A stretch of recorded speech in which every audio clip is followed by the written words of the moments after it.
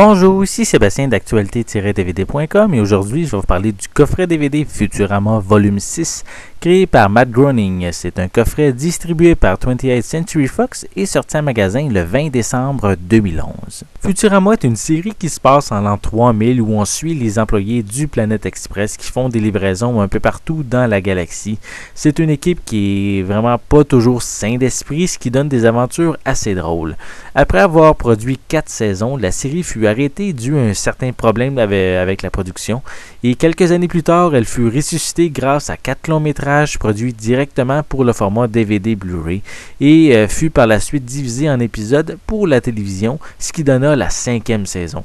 Grâce au succès de ces nouvelles aventures de Fry, Leela, Bender, le professeur Farnsworth, Zoidberg et tous les autres personnages, mais il y a eu une 6e saison de 26 épisodes qui fut produite et les 13 premiers épisodes sont disponibles en magasin depuis décembre 2010 et cette critique est pour les 13 épisodes restants qui sont disponibles depuis décembre 2011.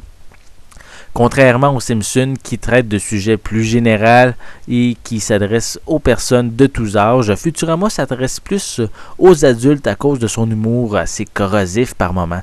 De plus, on est loin d'être dans un univers semblable car la série se passe en l'an 3000, comme je l'ai déjà mentionné, avec des robots et des extraterrestres.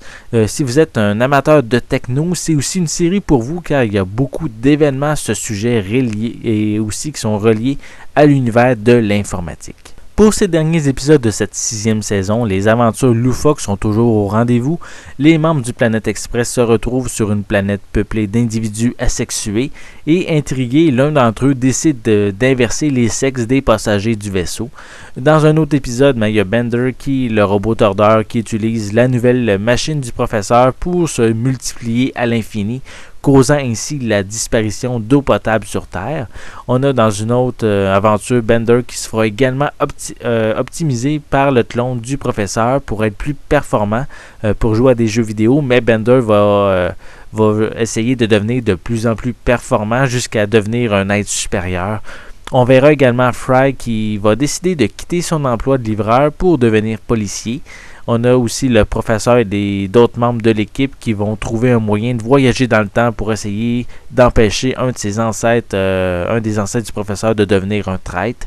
Il y a Fry et Leela qui vont vraiment se poser des questions sur leur couple. Leela va écrire des histoires pour les enfants de son ancienne orphelinat qui auront tellement de succès qu'elle va devenir une très grande vedette suite à l'adaptation de ces histoires en émission pour enfants. Finalement, il y a la totalité du dernier épisode de la saison qui est une parodie mais en même temps un hommage avec 3 styles d'animation différentes. La première partie rend un hommage au style classique en noir et blanc.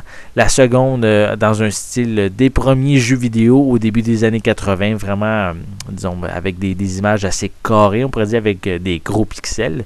Et la dernière partie qui est dans un style d'anime japonaise. Donc on peut voir que les épisodes n'ont pas de limite dans les sujets et peuvent être très diversifiés dans cet univers très futuriste. Bien sûr, si vous n'avez jamais visionné d'épisode de cette série, mais je vous conseille vivement de la débuter du premier épisode car on peut retrouver souvent des références à d'anciens épisodes dans le contexte ou par la présence de personnages secondaires. Donc, puis de toute façon, c'est toujours plus intéressant de voir une série dès le début aussi. Donc, la seule piste sonore disponible est en anglais 5.1, mais on a des sous-titres en anglais, français et espagnol. Pour les suppléments, on retrouve un commentaire audio avec les membres de la production pour chacun des 13 épisodes du coffret. On a une tonne de scènes supprimées provenant de plusieurs épisodes, dont certaines sont complétées. On a Professeur Farnsworth's Science of a Scene, qui est une sorte de making-of qui permet d'apprendre différentes étapes de la création d'une scène. On a la featurette Reincarnation Explained, où le réalisateur Peter Avanzino parle concernant les 3 différents styles présentés dans le dernier épisode de la saison. Et on a également Futurama FAQ, qui veut dire Frequently Asked Questions, qui est une featurette où les membres de la production répondent aux questions des fans avec un ton un petit peu humoristique. Donc, Futurama est une série avec un style et un humour qui ne peut pas plaire à tous. On retrouve beaucoup de références aux technologies et au monde de l'informatique. Si vous avez aimé les précédentes saisons, c'est sûr que vous n'allez pas être déçu par le contenu de ce coffret. Et en plus, on a quand même pas mal de suppléments qui sont assez intéressants. Donc, c'était Sébastien. Je vous remercie et je vous souhaite un bon visionnement.